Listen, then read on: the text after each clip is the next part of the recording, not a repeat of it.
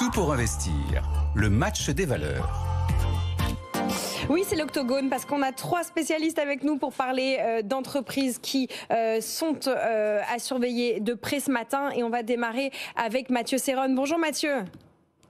Bonjour Lauriane, bonjour à tous. Vous êtes trader et fondateur de Galileo Trading avec nous ce matin pour parler, tiens ça aurait plu à Eric Lewin, ça, on va parler d'Alten. On est dans l'ingénierie, dans le conseil en haute technologie, on est sur Euronext. Racontez-nous ce que fait Alten. Oui, exactement. Et Eric parlait d'Infrotel dont l'activité porte sur l'automobile, l'aéronautique et l'industrie. Et ben là, on est dans la même thématique avec les mêmes problèmes. On est sur une valeur, donc Alten, qui a particulièrement souffert en 2024. En témoigne le recul du cours de bourse. On est sur un repli de 40% l'année dernière. Dans le secteur, seul Atos a fait pire, c'est pour dire. Donc une société qui souffre particulièrement donc, du contexte macroéconomique en Europe, et notamment, comme je le disais, du ralentissement dans le secteur automobile. Donc, juste pour rappel, Alten, c'est le leader européen de l'ingénierie et du conseil en haute technologie, avec une activité organisée autour de 3 pôles: ingénierie et conseil en technologie, développement d'architecture de réseau, développement de systèmes d'information. Donc l'année 2024 a été assez compliquée, mais les résultats publiés la semaine dernière ont été salués par le marché. La preuve, hausse de 8% mardi dernier. Les analystes s'attendaient à pire, c'est ce qui a été salué, parce que les dernières perspectives n'étaient pas très engageantes. D'ailleurs, en guise de perspective, eh bien, la société s'attend à un premier semestre assez compliqué, mais plutôt stable, avant un redémarrage donc plutôt en fin d'année. Le pire pourrait donc être passé. En ce qui concerne la valorisation, on est sur une valeur d'entreprise assez basse, 3 milliards d'euros de capitalisation pour un chiffre d'affaires qui est supérieur à 4 milliards. Chiffre d'affaires d'ailleurs qui est attendu en augmentation pour les prochaines années. En tenant compte des dettes, la valeur d'entreprise, le ratio valeur d'entreprise sur chiffre d'affaires 2024 est d'environ 0,7. Vous avez un PER de 13, donc vraiment une capitalisation qui est assez faible. Et pour finir, sur le plan graphique, eh bien, je disais, donc on sort d'une année 2024 compliquée. Si on prend même les extrêmes entre 2023 et 2024, on a 50% d'écart. Et on est, d'un point de vue graphique, dans une situation de retournement avec le franchissement la semaine dernière. Suite aux résultats, la publication des résultats, eh bien, on a eu un signal technique d'achat qui a été déclenché au-dessus des 85. Et c'est pourquoi, dans la zone des 83-85, il est tout à fait envisageable d'acheter la valeur, donc pas très loin des niveaux de prix actuels, pour viser notamment la zone des 105-110.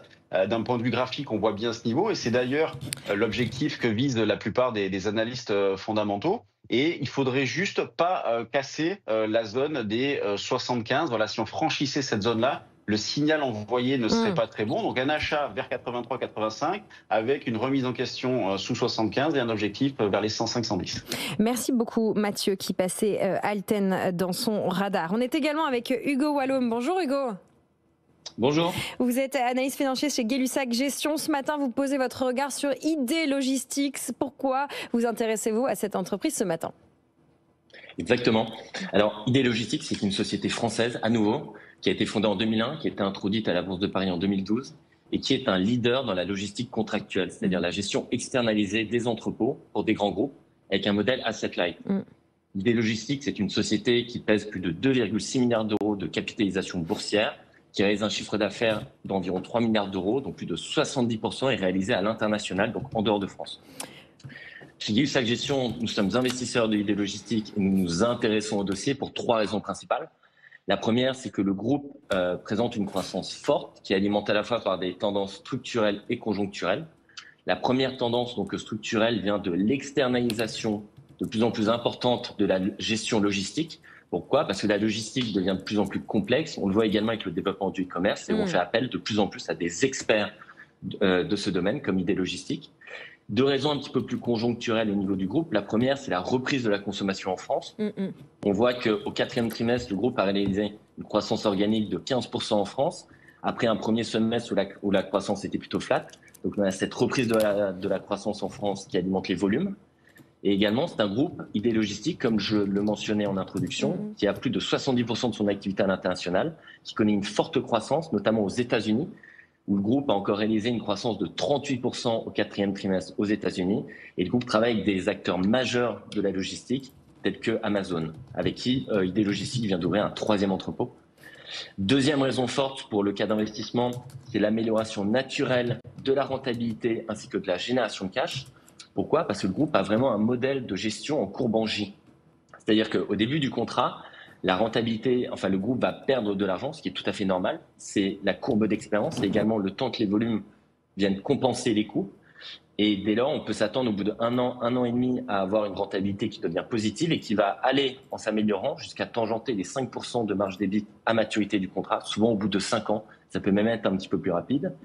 Dès lors, avec toute la croissance embarquée depuis 2 ans, notamment en 2024, puisque le groupe a lancé 26 nouveaux contrats, eh bien, on peut s'attendre naturellement à une amélioration de la rentabilité. Et puisque je le mentionnais à nouveau, c'est un groupe qui a un modèle asset-light, donc on ne dispose pas de ces entrepôts, mais les loue. Eh bien, naturellement, on va avoir une forte génération de cash qui va accompagner cette amélioration de la rentabilité. Dernier élément qui n'est pas des moindres, c'est l'optionnalité M&A, qui pour nous va être un catalyseur fort sur le titre. Pourquoi ? Le groupe, en fin d'année 2024, a réalisé une augmentation de capital équivalente plus ou moins à 6% de son capital pour 135 millions d'euros, qui lui permet d'avoir un firepower pour faire des acquisitions, donc de la croissance externe, entre 400 et 500 millions d'euros. On ne sait pas exactement de quelle manière cela va avoir lieu. Toutefois, avec cette optionnalité, le profil de croissance va fortement accélérer et le groupe va entrer dans une nouvelle dimension. Également, un facteur important à mentionner, c'est qu'il y a vraiment ce qu'on appelle skin in the game, c'est-à-dire que les managements de ID Logistique détiennent à peu près 60% du capital de la société. Et Eric Aymar, qui est PDG et fondateur de ID Logistique, a participé à cette augmentation de capital à hauteur de près de 10 millions d'euros. C'est pour dire à quel point il croit dans le potentiel de croissance de ID Logistique et dans sa capacité à réaliser cette fameuse opération externe. Voilà, le skin in the game du dirigeant. Merci beaucoup Hugo de chez Gay-Lussac Gestion, Hugo Bouloum, d'avoir été avec nous au décryptage de ID Logistique. Et on finit avec une autre entreprise française, avec vous Renan Kerrourio. Bonjour Renan. Bonjour Lorraine. Vous êtes Equity Research Analyst chez Euroland. Vous posez votre regard sur ALA. Dites-nous qui est ALA. Alors, juste petite correction, ALA, c'est une société qui est italienne. En fait, c'est une small cap avec un profil de croissance qui est positionné en fait sur des secteurs stratégiques. Donc, avec une market cap de plus de 200 millions d'euros, l'entreprise napolitaine est cotée depuis mi-2021 et affiche depuis un parcours remarquable de plus de 140%. Donc, cette performance, elle est principalement portée par des résultats d'excellentes factures, puisque l'entreprise exécute très bien opérationnellement. Fondée en 2010, c'est une société qui est majoritairement détenue par ses fondateurs à travers la holding AIP Italia et qui présente un flottant de plus de 26%, donc de quoi rassurer sur la liquidité du titre. Pour entrer un peu dans le détail, ALA, c'est un intégrateur mondial de chaînes d'approvisionnement pour différentes industries telles que l'aérospatiale, la défense, la production de l'énergie ou encore les chemins de fer. Si on répartit en fait ces activités en deux segments, on a d'un côté la distribution, où le groupe distribue une large gamme de produits afin de pénétrer de nouveaux marchés et des marchés adjacents. Et de l'autre, du coup, de la fourniture de services, où ALA se spécialise dans les solutions de gestion de la chaîne d'approvisionnement. Donc, malgré la hausse du titre depuis l'IPO, nous, on pense qu'il y a encore du potentiel pour plusieurs raisons. D'abord, les fondamentaux qui sont très solides. ALA a affiché une croissance de l'ordre de plus de 22% pour un chiffre d'affaires de plus de 138 millions, avec une marge d'EBITDA de plus de 12% et un résultat de plus de 5% sur le S1 2024. Également sur ce S1, le groupe a inauguré en fait l'ouverture d'une nouvelle succursale en Espagne, 3 fois plus grande que la précédente, afin de répondre plus efficacement à la demande croissante de produits et de services pour l'industrie aérospatiale et de la défense. Donc de quoi témoigner d'une activité qui devrait rester robuste sur la seconde partie de l'année.